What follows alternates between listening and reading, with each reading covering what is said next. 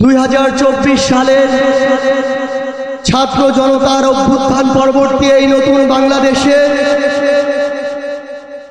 বাংলাদেশ জামায়াত ইসলামী কর্তৃক আয়োজিত আজকের এই জাতীয় সমাবেশে বাংলাদেশের ছাত্র জনতা, আমার অভ্যুত্থানের সহযোদ্ধা, জাতীয় নেতৃবৃন্দ সকলকে জাতীয় নাগরিক পার্টি এনসিপির পক্ষ থেকে সশ্রদ্ধ সালাম। আসসালামু আলাইকুম ওয়া রাহমাতুল্লাহ। সংগ্রামী সহযোদ্ধারা, অভ্যুত্থানের 1 জুলাই পেরিয়ে আমরা আরেক জুলাই এসে উপস্থিত হয়েছি, কিন্তু বাংলাদেশ থেকে মুজিববাদীদের ষড়যন্ত্র এখনো শেষ হয়নি। গোপালগঞ্জে এখনো মুজিববাদীদের আস্তানা ঘিরে রয়েছে। মুজিববাদীরা এখনো বাংলাদেশের বিভিন্ন জায়গায় সক্রিয় রয়েছে।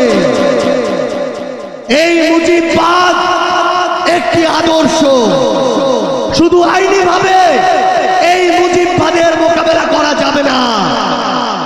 আমাদেরকে অর্থনৈতিকভাবে, রাজনৈতিকভাবে, সাংস্কৃতিকভাবে এই মুজিববাদের কোমর ভেঙে দিতে হবে। আমাদের মধ্যে রাজনৈতিক মতপার্থক্য থাকতে পারে, কিন্তু এই মুজিববাদের প্রশ্নে, এই স্বৈরাচারের প্রশ্নে অভ্যুত্থানের সকল শক্তিকে ঐক্যবদ্ধ থাকতে হবে।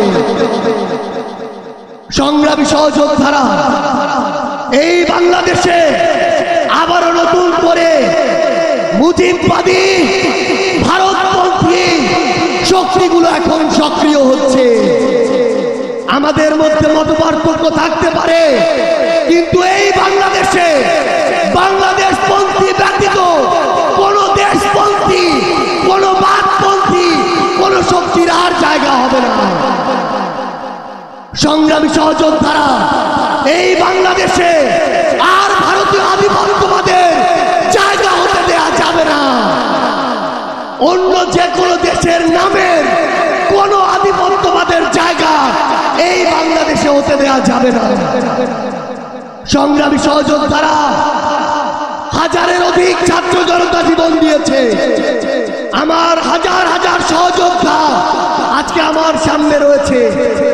আমাদের একটা আকাঙ্ক্ষা ছিল, গত জুলাইয়ে ওই আগস্টের 5 তারিখে আমাদের যেই স্বপ্ন ছিল, আরেক আগস্ট আসতে চলেছে, আমাদের সেই স্বপ্নগুলো পূরণ হয়নি।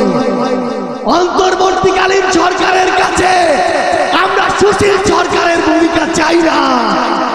আমরা তাদেরকে অভ্যুত্থান পরবর্তী সরকারের ভূমিকায় দেখতে চাই। আমরা স্পষ্ট করে বলতে চাই, অভ্যুত্থান পরবর্তী বাংলাদেশে আমাদের বিচার লাগবে।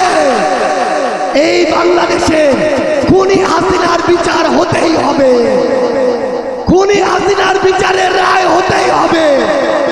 খুনি হাসিনার বিচারের রায়ের কার্যকর আমরা দেখতে চাই।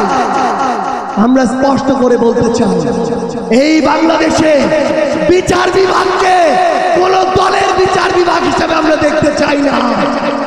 আইন শৃঙ্খলা রক্ষাকারী বাহিনীকে ক্ষমতার তোষামোদ করা বাহিনী হিসেবে আমরা দেখতে চাই না।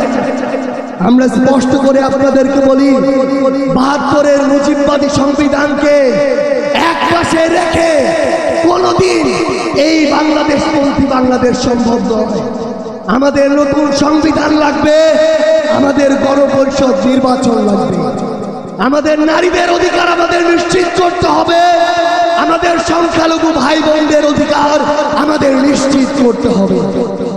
আমরা 1947 সালের উপনিবেশ বিরোধী যে আকাঙ্ক্ষা, 71-এর স্বাধীনতার যে আকাঙ্ক্ষা, 24-এর মুক্তির যে আকাঙ্ক্ষা, সেই আকাঙ্ক্ষাকে ধারণ করে ঐক্যবদ্ধভাবে আমাদের আগামীর বাংলাদেশ গড়তে হবে।